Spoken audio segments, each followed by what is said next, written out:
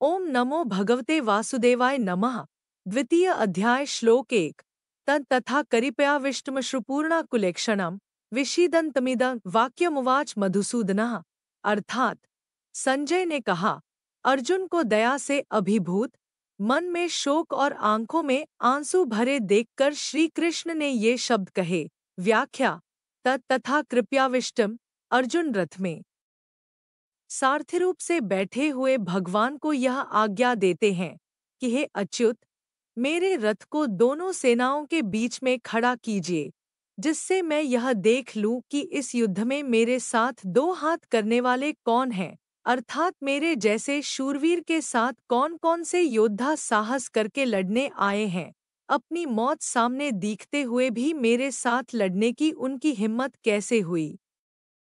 इस प्रकार जिस अर्जुन में युद्ध के लिए इतना उत्साह था, वीरता थी, वे ही अर्जुन दोनों सेनाओं में अपने कुटुंबियों को देखकर उनके मरने की आशंका से मोहग्रस्त होकर इतने शोकाकुल हो गए हैं कि उनका शरीर शिथिल हो रहा है, मुख सूख रहा है, शरीर में कपकपी आ रही है, रोंगटे खड़े हो रहे हैं, हाथ से धनुष गिर रहा है, त्वचा जल रही है, खड़े रहने की भी शक्ति नहीं रही है और मन भी भ्रमित हो रहा है। कहाँ तो अर्जुन का यह स्वभाव कि न दैन्य न पलायन, और कहाँ अर्जुन का कायरता के दोष से शोकाविष्ट होकर रथ के मध्य भाग में बैठ जाना।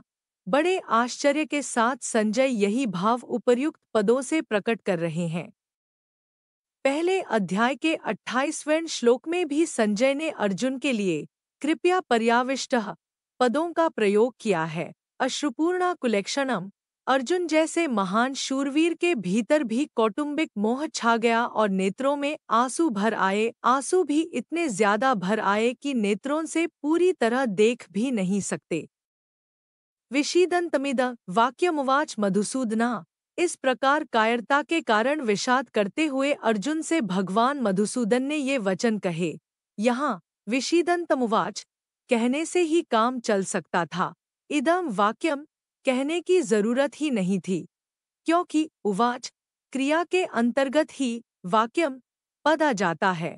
फिर भी वाक्यम पद कहने का तात्पर्य है कि भगवान का यह वचन, यह वाणी बड़ी विलक्षण है। अर्जुन में धर्म का बाना पहनकर जो कर्तव्यत्याग रूप बुराई आ गई थी, उस पर यह भगवद्वाणी सीधा आघात पहुंचाने वाली है। अर्जुन का युद्ध से उपराम होने का जो निर्णय था, उसमें खलबली मचा देने वाली है। अर्जुन को अपने दोष का ज्ञान कराकर अपने कल्याण की जिज्ञासा जागृत करा देने वाली है। इस गंभीर अर्थवाली वाणी के प्रभाव से ही अर्जुन भगवान का शिष्यत्व ग्रहण करके उनके शरण हो जाते हैं। संजय के द्वारा मधुसूदनः पद कहने का तात्पर्य है कि भगवान श्री कृष्ण मधु नामक दैत्य को मारने वाले अर्थात दुष्ट स्वभाव वालों का संहार करने वाले हैं। इसलिए वे दुष्ट स्वभाव वाले दुर्योधनादि का नाश करवाए बिना रहेंगे नहीं।